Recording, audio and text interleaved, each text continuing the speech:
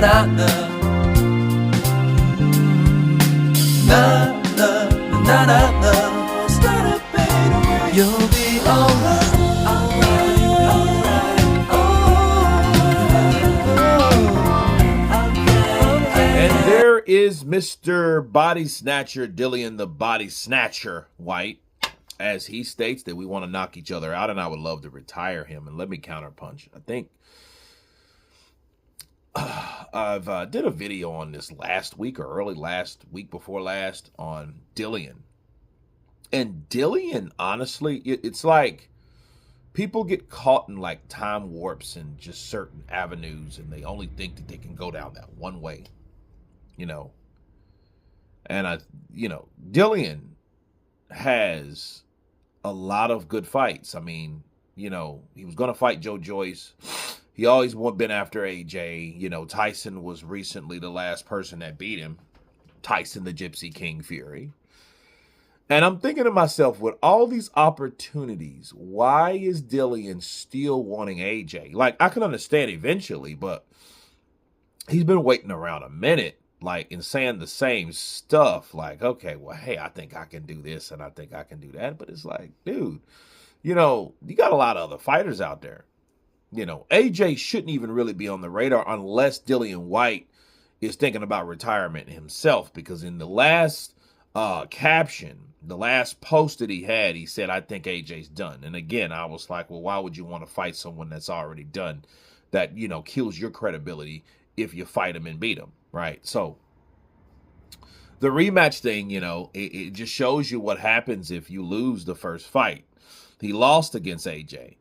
And Andy Ruiz is, he sounds kind of like Andy, but Andy at least got a win on AJ. So, he's looking for that trilogy to kind of end his career on a, to, put that to bed to see if he can do better than he did the last fight, because it was a flop. Well, Dillian Whyte, gave a go at the O2 Arena when they were both undefeated. And I think it's time for people to start reinventing themselves instead of trying to hang on to what they think they still have. That fight between Dillian Whyte and Anthony Joshua died 2 years ago, period. I mean, it's, after the drug stuff and all that, like it was pretty much done. And I think that was confirmation, like, yo, Dillian, when you come back, you need to do something else. You know what I mean? And I think it's time for him to do something else, circumvent, reinvent, like, hey, fight someone that gives your name and put your name back in the list instead of the guys that you've been fighting, because the guys that you've been fighting isn't doing anything for you. Sure, he's getting paid, but to call out AJ will always be in the mix based on his marquee value.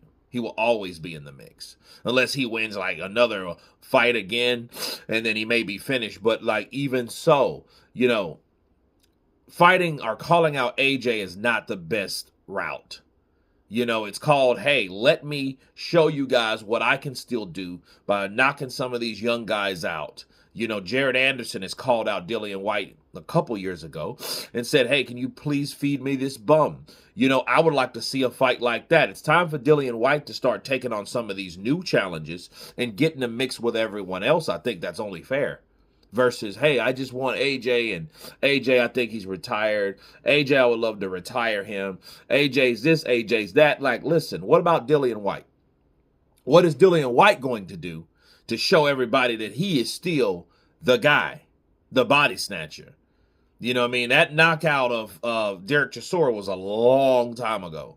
You know what I mean? And the one against Povetkin in the rematch was piss poor, because we all knew Povetkin was done because of COVID. So other than that, though, what has he recently done? Not a lot. So you guys tell me what you think of Dillian Whyte calling out AJ. Again, of course, please subscribe. And you guys been Counterpunch. Peace.